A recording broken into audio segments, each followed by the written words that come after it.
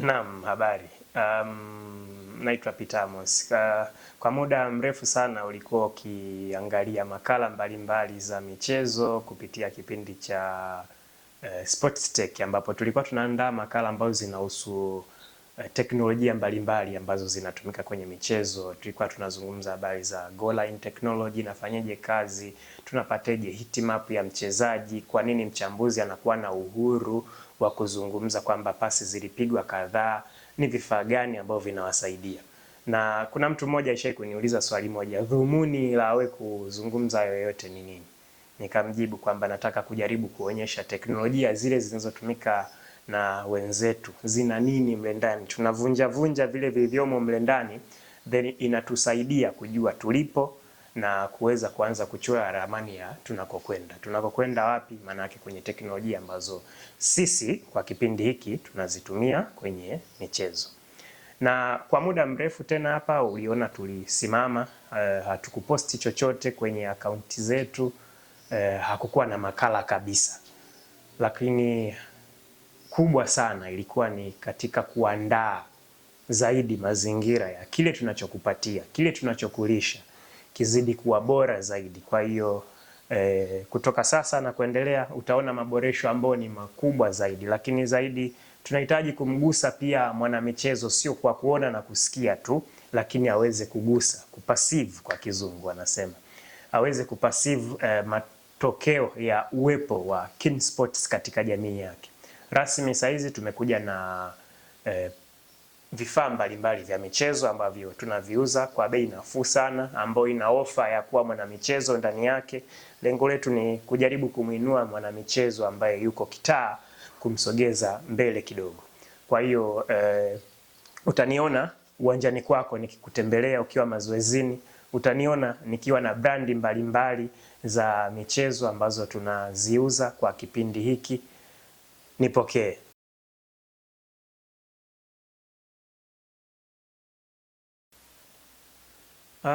Kwa nini imekuwa hivi? Ni kwa sababu KinSports ni maisha katika michezo, sio biashara tu, ni maisha katika michezo. Tunahitaji kukutana na mwanamichezo, tunahitaji kwenda viwanjani, huko tutapata pia makala zaidi, lakini huko ndiko tutakakojua zaidi kwamba mwanamichezo anahitaji nini.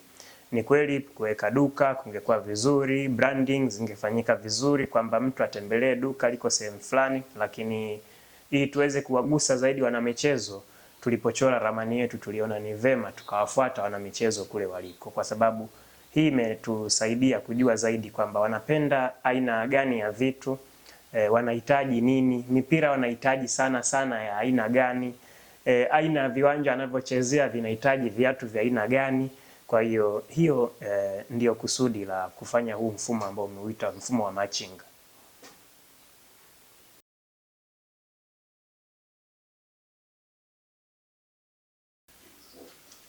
Komenti za wanamichezo wengi wanafurahi. Unajua unapomletea kifaa mtu akiwa uwanjani huwa wanafurahi sana, wanaona ni pati ya mtu kuonyesha umewajali.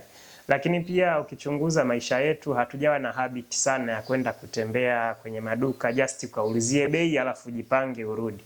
So tunapofika pale, unapomwambia mwanamichezo kwamba hiki ni shilingi kadhaa, basi anajua kabisa anajipanga vipi. Lakini wako wengi ambao tunafika pale pale anakuwa alikuwa yuko sawa, ananiambia basi baada ya game hii kuisha au baada ya mazoezi kuisha nahitaji hii product, na wanachukua.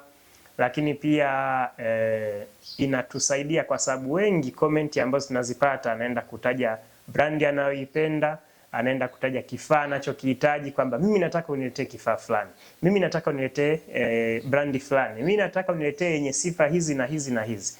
So imetusaidia kuliko ingelikuwa ni duka tu limekaa pale mpaka mtu aje aulizie na akutajie brandi anayoitaka. Sometimes anaweza akakutajia brandi anayoitaka ukaileta na asikatishe tena hiyo njia wala msionane tena.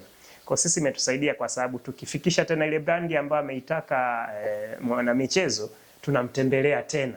Kwa tunazidi kujenga bondi ya urafiki na wanamichezo.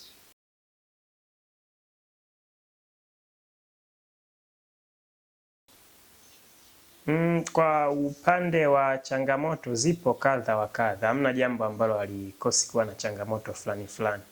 Mojawapo unaweza ukaenda ni ngumu, hatujawa na usafiri bado wa kubeba vitu vyote tulivyo navyo, yani ile mobile duka sasa la kuzunguka. Sasa wakati fulani unaweza ukaenda na size mtu ana uhitaji kabisa wa papo kwa papo, lakini size uliyoenda nayo size ulizoenda nayo ili anayoitaka haipo. Lakini wakati fulani ndio hivyo, ata mention ambacho anakitaka, inabidi upate tena muda wa kuchakata iweze kukipata, then umtembelee tena mwanamichezo. Lakini changamoto ndio maisha yetu yenyewe, na michezo na hizi changamoto ni kawaida. Hata mchezaji kabla hajajiandaa na mechi na changamoto anazozipitia ni mazoezi magumu. Kwa hiyo hata sisi ni mazoezi magumu tu, lakini kila siku tunapokutana na changamoto tunajaribu kutafuta mbinu za kuitatua, tunatatua. Kwa hiyo ni maisha ambayo yanafurahisha sana. Tunapenda michezo, tunawapenda na michezo, tunaipenda King Sports.